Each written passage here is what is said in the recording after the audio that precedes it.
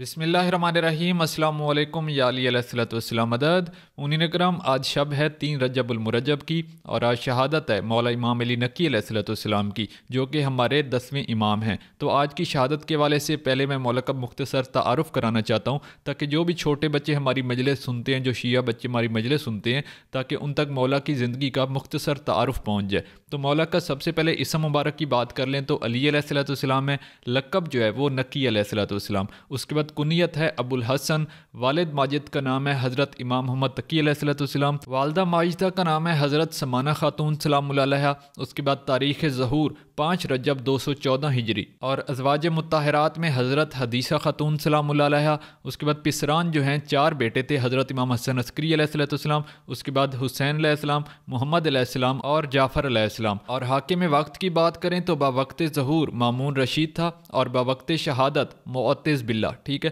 اور مدت حیات مولا کی تھی 40 سال، مدت امامت 24 سال۔ تاریخ شہادت ہے 3 رجب المرجب 254 ہجری۔ سبب شہادت ہے زہر دیا گیا، معتز باللہ ملعون نے دیا، اور دفن ہیں سامرہ عراق کے اندر۔ تو یہ تھا چھوٹا سا تعارف، اور آج کی جو مجلس میں نے آپ لوگوں کے لیے شہادت کی تیار کی ہے، چلے اس کو سن لیتے ہیں۔ Subscribe to my channel and hit the bell icon so you never miss any video from my حج میں ہے کہ فرشتے اس وقت تک مجلس سے نہیں جاتے جب تک مجلس کا آخری آدمی اپنے گھر کے دروازے میں آخری قدم نہ رکھ دے، یعنی محافظ ہوتے ہیں۔ انہیں اطمینان ہو جاتا ہے کہ آخری ماتمدار بھی گھر پہنچ گیا، اس کے بعد ثواب لے کے فرشتے روانہ ہوتے ہیں۔ اور جب وہ پہنچتے ہیں تو حوریں پوچھتی ہیں تمہارے پاس سے خوشبو آ رہی ہے، کہاں گئے تھے؟ وہ کہتے ہیں مجلس میں۔ تو حوریں کہتی ہیں ہمارے لیے کیا لائے؟ تو آنسوؤں کے موتی، حوریں کہتی ہیں کچھ ہم کو بھی دے دو، عزاداروں کے آنسوؤں کے موتی ہم کو۔ آپ نے گریہ کیا، مجلس سمجھ لیجئے کہ تمام ہو گئی، آپ کے آنسو بہہ نکلے۔ 2-4 جملے ایسا ہی ہوا کہ امام کو متوکل نے، یہ بعد میں سن لیجئے گا، مصاحف پڑھ رہا ہوں اس لیے پہلے بتا دوں کہ اس واقعے کے بعد متوکل اسی رات رومی سپاہیوں نے اس کی خوابگاہ میں گھس کر ایسا مارا اس کو کہ کیلدار جوتے پہن کر اس کی لاش کو جوتوں سے روندا، اور یہ مارا گیا۔ اور اس کے بعد اس کا بیٹا معتزز تخت پہ آیا، اور اسی نے امام کو زہر دیا، متوکل کے بیٹے نے۔ متوکل وہ ہے جس نے قبر حسین کو مٹانے کی کوشش کی تھی، جس نے زیارات کو بند کیا تھا۔ ظالم ترین یعنی ابن زیاد کے جو مظالم ہیں، اس طرح کے مظالم اس نے سادات پر اور ائمہ پر کیے۔ اب یہی ظلم دیکھیے کہ معصوم کو تخت میں باندھا گیا۔ جس وقت شاہراہ پر امام اس عالم میں تخت کے پیچھے اس بے ادبی سے لے جائے جا رہے تھے، تو اس وقت آپ نے امام علی نقی نے عرش کو دیکھا اور کہا پروردگار، میں ناقہ صالح سے تو کم نہیں ہوں۔ پارا میں پڑھ چکا کہ ناقہ صالح کیا ہے۔ اللہ کہتا ہے ناقۃ اللہ، یہ میرا ناقہ ہے، جو اس کو تکلیف پہنچائے گا اس نے مجھے تکلیف پہنچائی۔ قوم نے ناقے کو قتل کر دیا، اللہ عذاب لایا، پوری قوم کو مار ڈالا۔ یعنی ایک اونٹنی کے مرنے پر اللہ ناراض ہوا اور پوری قوم کو تباہ کر دیا۔ یہ لفظ معصوم کی زبان پہ 3 بار آیا، اور اس کے لیے معصوم نے فرمایا کہ اگر کوئی معصوم ناقہ صالح کا لفظ استعمال کرے تو پھر قاتل بچتا نہیں، مار ڈالا جاتا ہے۔ بس یہیں تک مجھے پڑھنا ہے، اور اسی پہ میں تقریر کو ختم کر رہا ہوں۔ 3 معصوم ہیں جنہوں نے یہ لفظ قرآن کا استعمال کیا۔ ایک لفظ جب ابن ملجم نے مولا علی کے سر پہ تلوار ماری تو پہلے آپ نے کہا فزتو برب الکعبہ، پروردگار آج میں کامیاب ہو گیا، اور پھر عرش کو دیکھ کر کہا پروردگار میں ناقہ صالح سے تو کم نہیں ہوں۔ ابن ملجم گرفتار ہوا،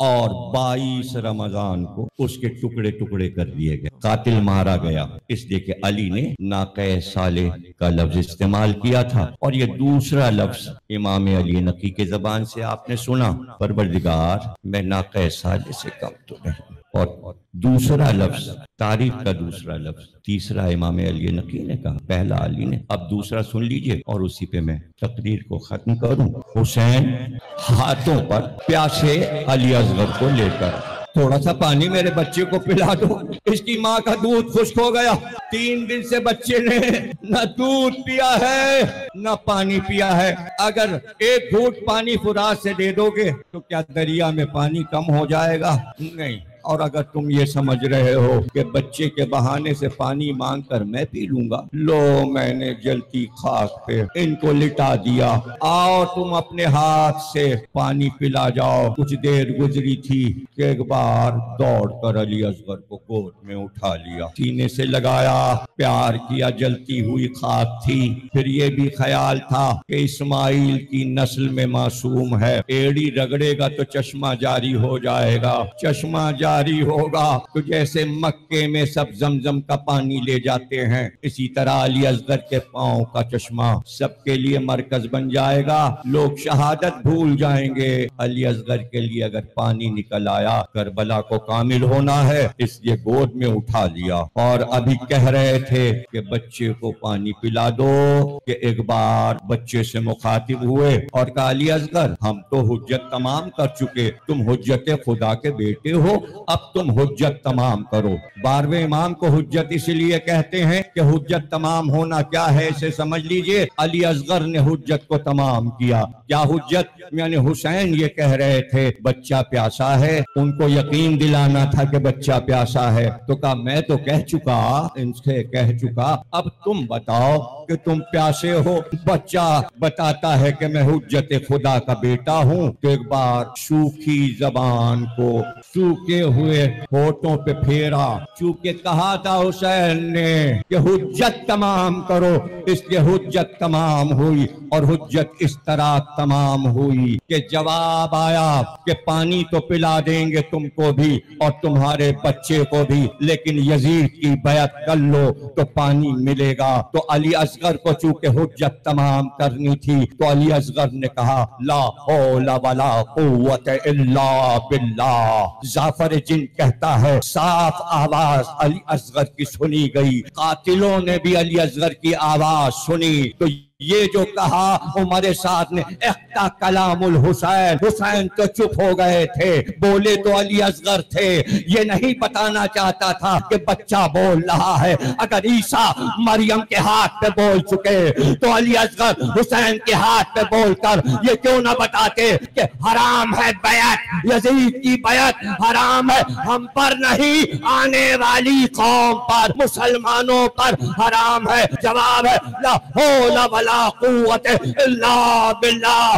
اختا کلام الحسین، قاتل گھوڑے سے اترا، تیر کو کمان میں ملایا، چلے کو کھینچا، تیر چلا، بس اتنا کہ راوی سے پوچھا گیا پھر کیا ہوا؟ کہ بچہ حسین کے ہاتھوں پہ پلٹ گیا، لہو کو ہاتھ پہ لیا اور منہ پہ لگایا، اس کے بعد ہاتھوں کو بلند کیا کہ پروردگار میرا بچہ ناقہ صالح سے کم نہیں۔ کہتے آسمان سے صدائیں آئی، زمین سے صدائیں، والی اصغر